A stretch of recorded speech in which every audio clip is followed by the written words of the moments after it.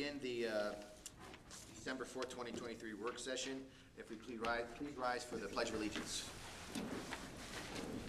Pledge allegiance to the flag of the United States of America, to the republic for which it stands, one nation, under God, indivisible, with liberty and justice for all. Thank you. Mr. Sabosley.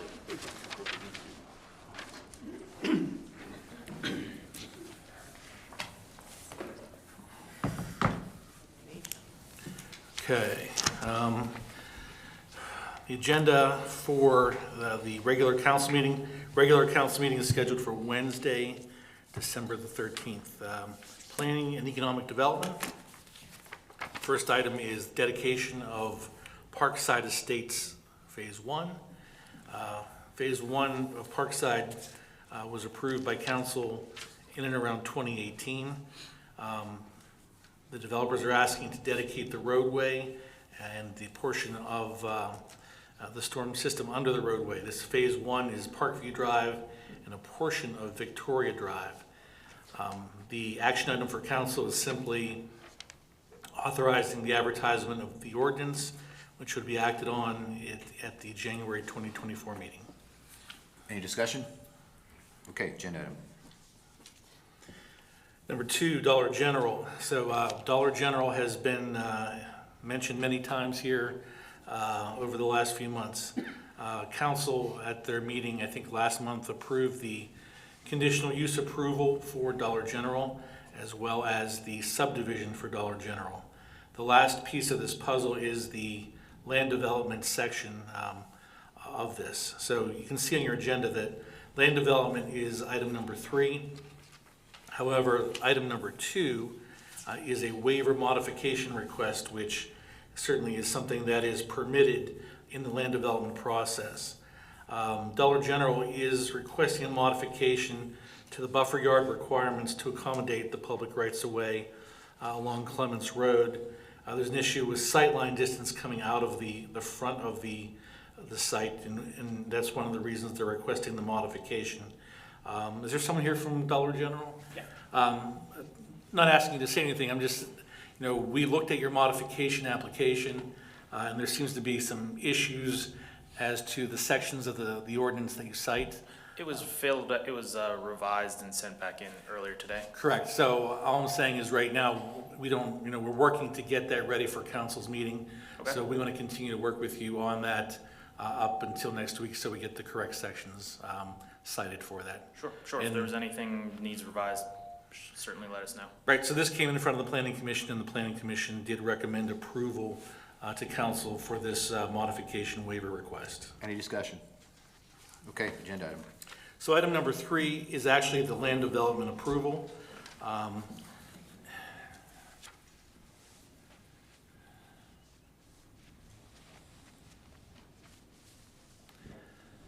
So Planning Commission has met with Dollar General for 1 or 2 meetings related to the approval. And Planning Commission has recommended approval of this with a number of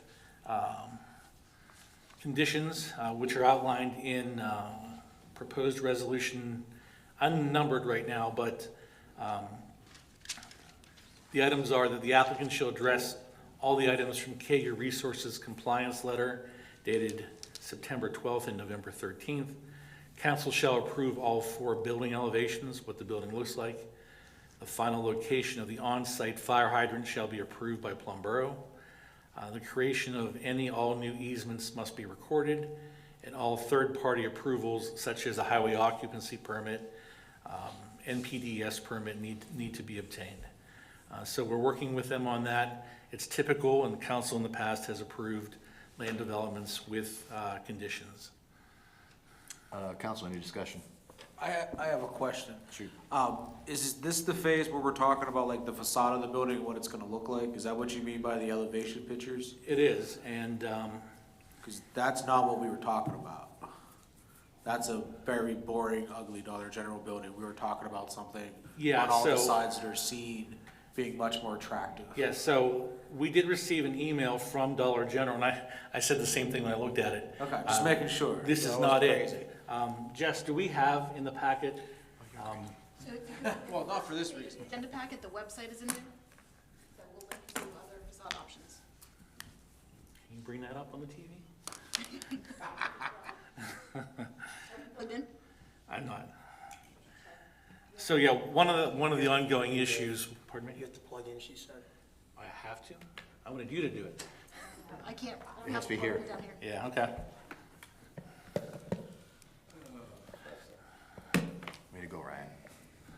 I mean, if we're gonna get, honestly, we're gonna get stuck with it. I was kidding. We need it to look good, right? I mean, it's gonna be there for a while. Right, I so wanna drive past it, have the it look facade that was, and it's not the barn look that was talked about. In the barn, the proposed elevation, no offense, looked pretty hokey, you know. It just, I wouldn't want to see that anywhere. So, you know, Planning Commission did a search of some elevations, and Because we were talking like pretty wagon wheels and a country kind of theme to it. I mean, for being the third one in our borough, we want this one to look good. Considering where it's at. Yeah, it's definitely much more in a trying to find it. residential Give me a kind of minute. area.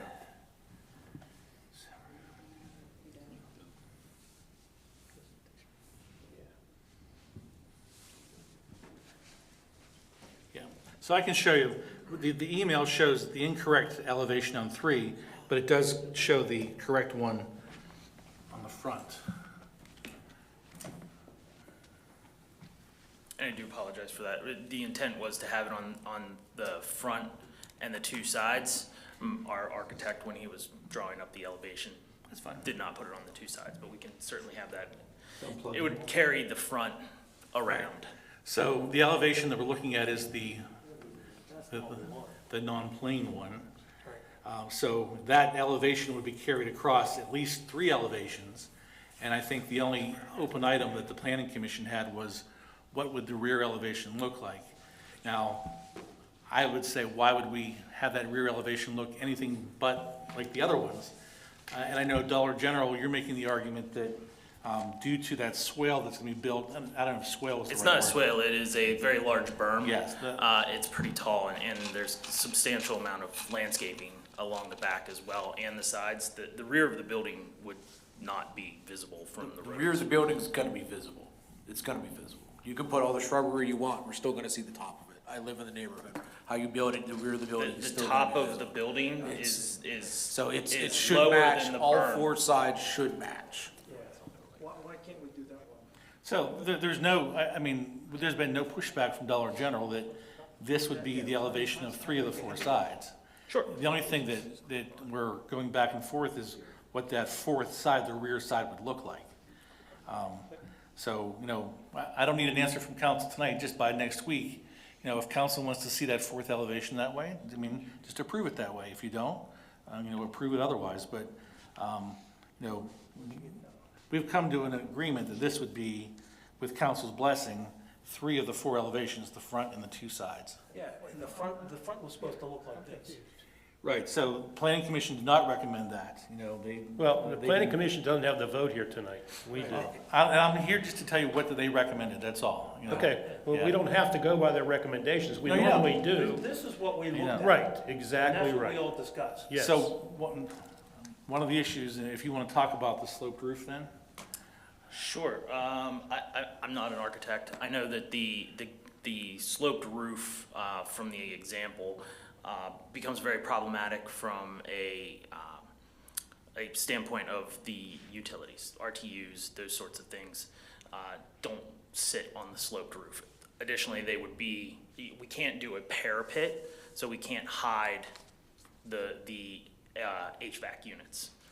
In that, we would kind of have to build out a flat spot, and the sloped roof like that you would see, it would be very awkward looking for the HVAC units So that would where's be the mounted. HVAC go when you build a Yeah, building like that? when you I don't build know those. where, I don't know where that is. Yeah, they can We've put it never on the built side one and in like the that. I'm not sure. Yeah. I can't speak to that. Doesn't have This to- is, this is information they sent to us of choices of their buildings that Well, we they didn't built. send that picture. That, in fairness, that picture is from Planning it's from commission.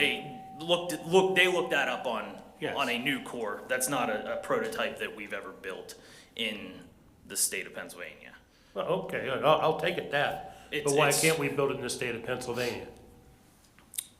I mean, I can go back to my architect and see, you know, if that is a feasible facade. Again, it's difficult to, in terms of shielding the HVAC systems. That type of a building, it's nearly impossible to shield appropriately. Well, if you're talking about you're putting a swale in the back of the building, put the air conditioners in the back of the building. Yeah, I find the reasoning lacking, to tell you the truth. You know. Well, let's, obviously, we still have a bunch of questions here, and you can't answer you need to go back. Yeah, I mean, I So would why have to don't- speak with my architect in Yeah, why terms don't you of go like back- what the feasibility of that is. Right. Like I said, that is a generic picture Right. from a metal building manufacturer. I don't know what the other, I don't know when that was built. I don't know where that was built. Okay, It's so not something that we've ever Here's what we're constructed. gonna do. You're gonna go back and check with your guy and get back to Dave as soon as possible. Okay. In the meantime, we're gonna put this on the agenda for next week. Sure. Okay, good Okay. deal. Thank you. Okay, Dave.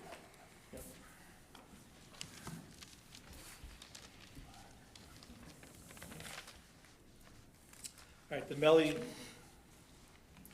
Minor subdivision. This is at the corner of Salzburg Road and Willow Village Drive. Mr. Melly is the developer. This property was previously approved 5-6 years ago for a small commercial strip center, 2 or 3 storefronts. That never happened. Mr. Melly is back now, and he is proposing a subdivision that would create 3 residential lots on that parcel. We do have a resolution with some conditions, but this was recommended by staff and by the borough engineer. There are some conditions related to the PennDOT HOP and easements for the sanitary sewer, but those are sort of typical for something like this. Questions? Dave, is that zoned commercial there? It's zoned neighborhood commercial, so you could do either. Okay. Okay, agenda item. Where would the, Sorry, go ahead. no, that's okay. Where would the homes be fronting? I think 2 of them would front on Willow Village Drive and 1 would front on Salzburg Road, and they would need HOPs. Well, the one would need an HOP from PennDOT, as well as meet our requirement in our Saldo ordinance about distance from the driveway to the intersection, which is about 75 feet. Yeah. Okay, thank you. Okay, agenda item. Thank you. Last item under planning and economic development is the Russo subdivision. This is on Center New Texas Road. 1 or 2 lots up from the center, well, I can't say Center Elementary, I think it's O Block Elementary now. It's a lot that's about 9.5 acres, and they're gonna carve out 0.045 acres for the house that's existing there. So the existing house sits on the big lot. They're going to carve that parcel out, and there'll be 1 remaining lot there of about a little bit over 9 acres. The only action for council at next week's meeting is to accept the application as complete. Okay, agenda item. Next up is personnel and management. Proposed 2024 meeting schedules. In the past, we have, with council, presented schedule for next year's meeting so we can advertise that. I know that we have, Jess, tell me if I'm wrong, 3 different dates, typically September, October, November, where our meeting dates run into Labor Day, Columbus Day, Veterans Day, and those meetings shift. So all we're asking is that council authorize the advertisement of those meeting dates so we can get them out there and the public knows exactly when council will be meeting in 2024. Does this have to be a council action? Yes. Okay. Discussion, anybody? Okay, agenda item. Next item under personnel and management is zoning hearing board resignation. Just recently, Mr. Majernik was elected to council. He is currently serving a term on the zoning hearing board that ends at the end of 2027. The 2 offices, zoning hearing board and council, are not compatible offices, And in fact, the municipality's planning code prohibits elected officials from serving on the ZHB. So we have received a letter of resignation for Mr. Majernik from his position on the zoning hearing board, and council needs to act on that at their next meeting. Okay, agenda. The other two items under personnel and management are executive session items related to collective bargaining agreements. There are no items under public safety. Under parks and recreation, we do have changes to the building rental policy. So if you remember, back in March of this year, council approved the policy for the rental of this building, for the banquet room, the party rooms, the gymnasium. When we adopted that, we knew that this was going to be a document that was amended quite often until we, found something that worked for us. So just like a budget, there's constant changes to it. It was already modified in June, and staff is recommending a number of additional modifications. That item is included in your packet. Let's see.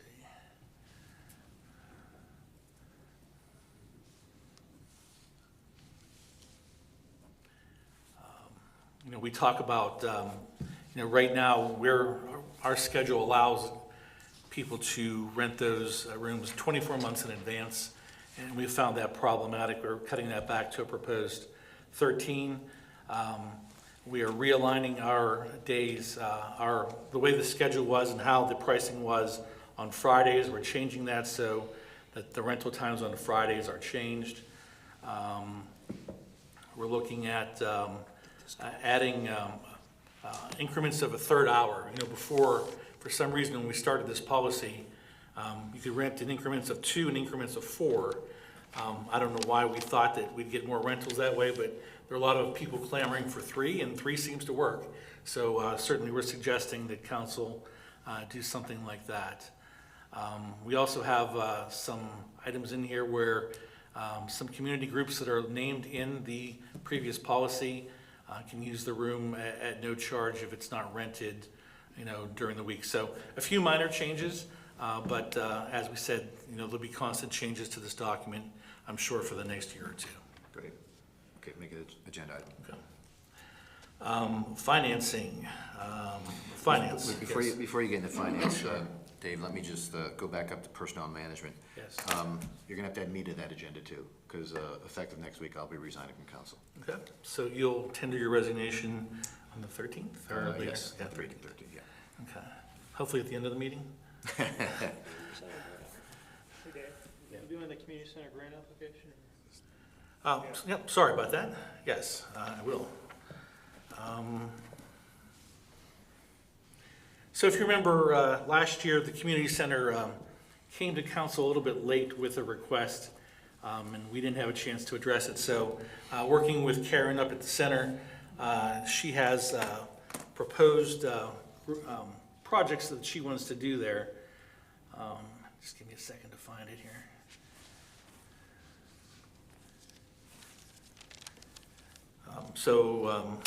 She wants to do 2 things.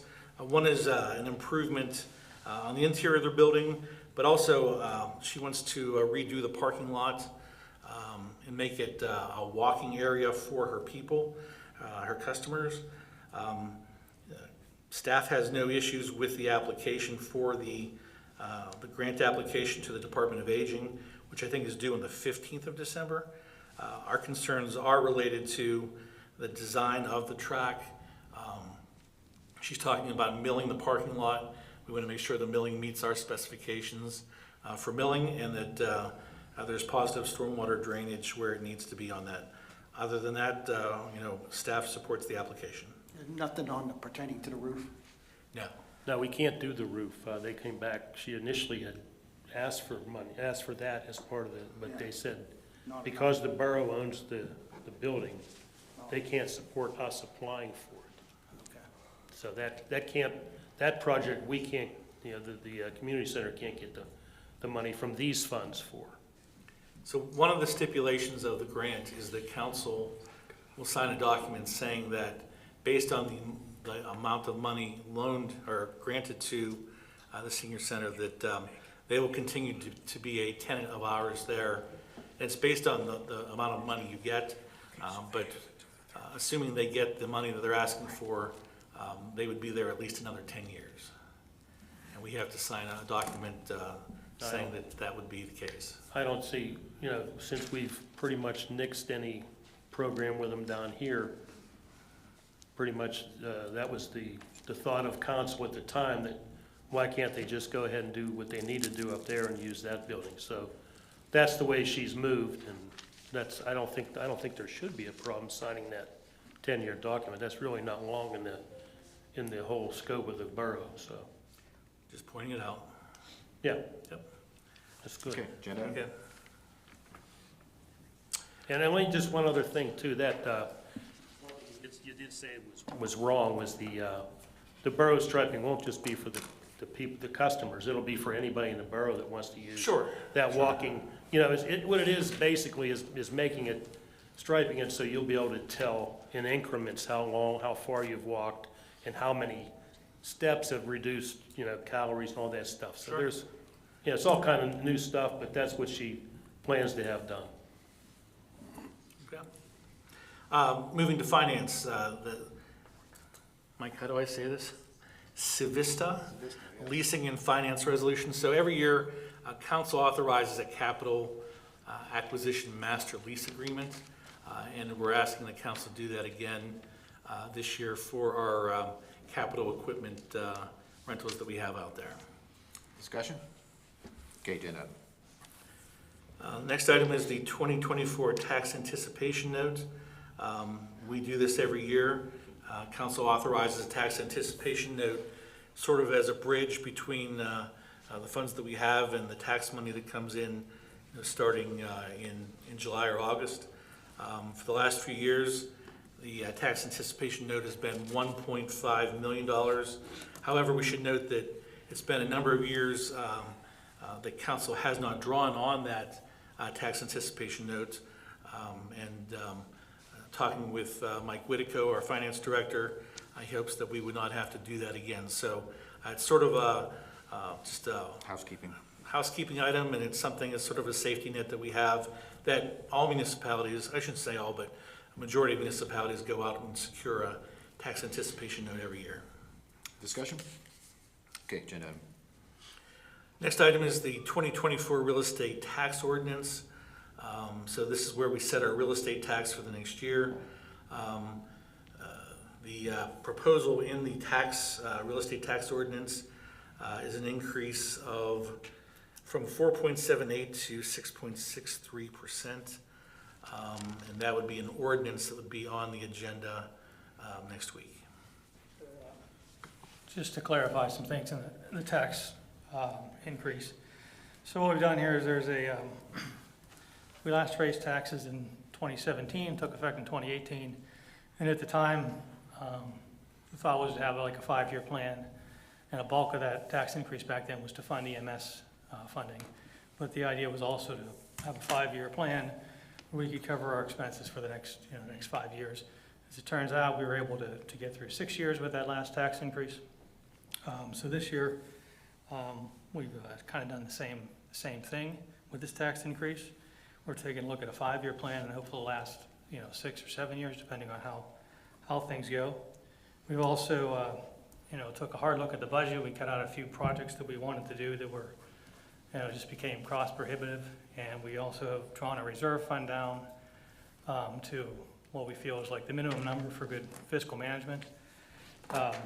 So the way the tax increase would work, I know the 38% number sounds high, but it's only applicable to the borough portion of your real estate taxes. So on a $100,000 home, the tax increase per year would be, per $100,000 would be $185. So the median value of a home price in Plum, according to the Allegheny County website, which may or may not be accurate, but it's, the tax increase would be $216 per year, which works out to about 60 cents a day. And if your home is double that, it would be double that. You have to figure out from there. But it's only the borough portion. When you get a tax bill, there's the whole school board portion, school district portion, which is much larger. That portion is not affected by this. This only affects the borough portion.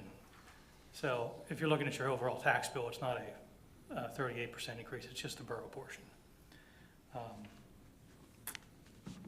That's really about all everyone understands. Well, what I was gonna, at the end of the agenda, we have a public comment section, but if we're here, if people wanna say something now about this issue, then please feel free. I think she beat you to it. But you could be next. My name's Brenda DeMello, and I live at 124 Boss Camp. It's a little street down below Logan's Ferry Heights. Why don't you spell your last name? It's DEMELLO. I spoke with Mr. Schiffslegal today. Just going to read what I've written. Sure. I'm here to voice my opposition to that tax increase that you proposed. I believe this to be an exorbitant balloon payment to be faced all at once, especially to over the 19% senior Plum population that we have, which I am part of. I'm 65, over 65, I'm a widow, and I've lived in Plum since 1996, so I'm not new to the area. The average household wage, which I did look up, is estimated to be approximately $85,000. I'm at less than 30% of that myself. I live on a fixed Social Security strict budget. I've lived here all these years, and I've never had children, but I still pay that school tax and all the increases that the borough has implemented. Yes, if you make less than $10,000 a year and are below the outdated PA poverty level, you can get a tax break.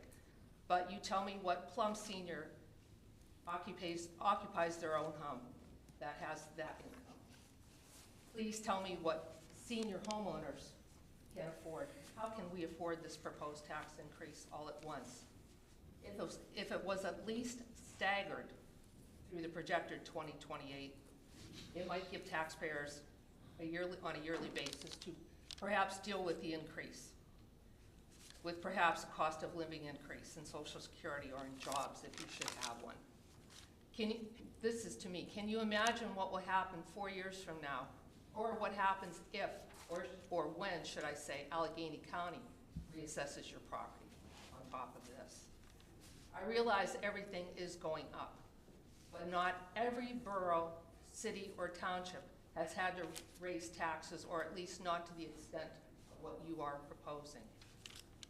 I am quoting the Trib Review, which I see there's somebody here from, that this plan doesn't work without the most important aspect of budgeting, vigilant fiscal responsibility. And may I add of myself, come on now, folks, an ice skating rink and a splash pad that were proposed, well, thank you for at least taking that off the table for now.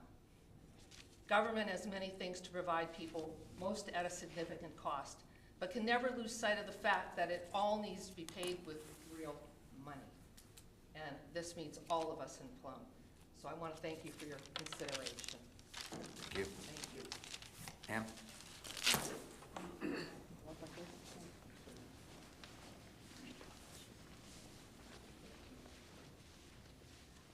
I just wanted to confirm what our tax percentage is going to be. You push the button to make Yeah. the mic, press the talk button, you see a red light. Push it to the red light comes on. There you Okay, go. I'm sorry. I just wanted to confirm the increase percentage that our taxes are going to go up. I'm sorry, first, could you state your name, please? and Oh, your I'm address? sorry, Linda Santa Casa, Okay, and your address? 12 Samoa Drive. Thank you. And I just wanted to confirm the percentage increase that our homes are going to be, or the property tax is going up. So the percentage increase of the millage rate is 38.6, I think. Percent? Yes, that's the percentage rate of the millage increase. That's not the dollar amount. So the Okay. dollar amount is dependent on the value of your home.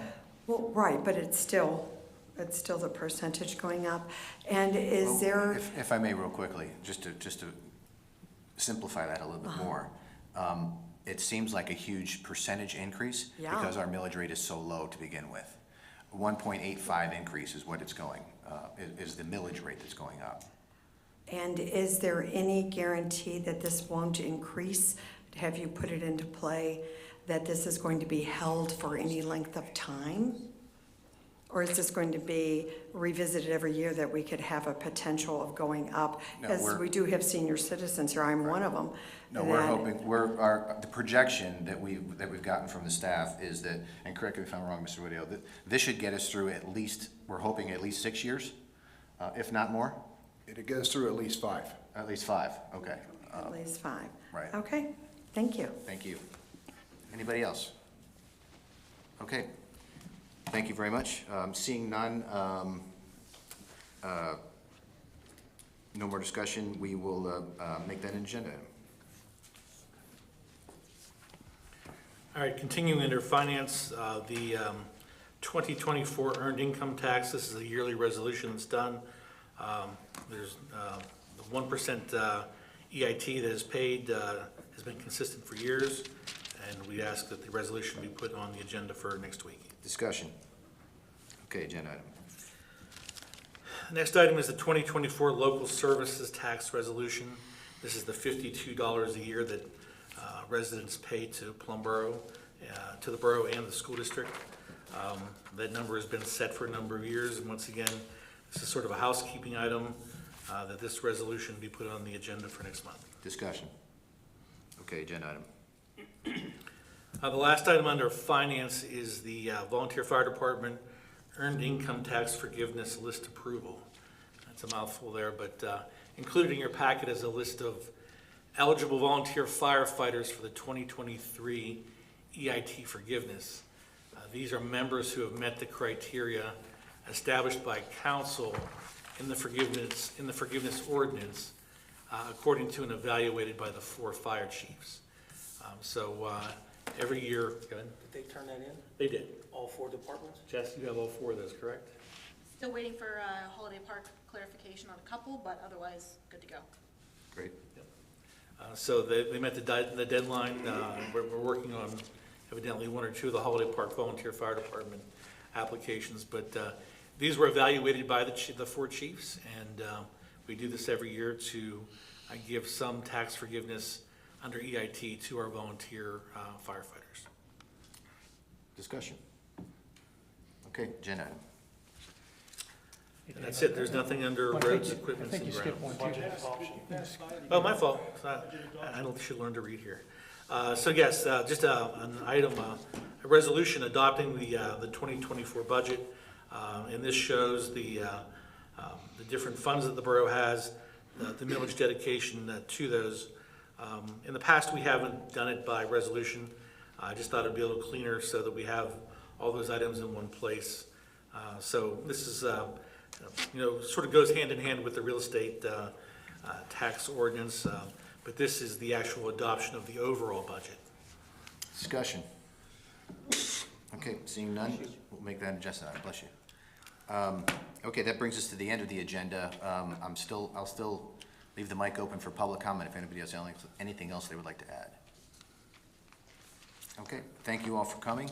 I'll take a motion to adjourn. I'll make that motion. Motion by Mr. Vento, second by Mr. Hadley. All in favor? We are adjourned. Thank you, everybody.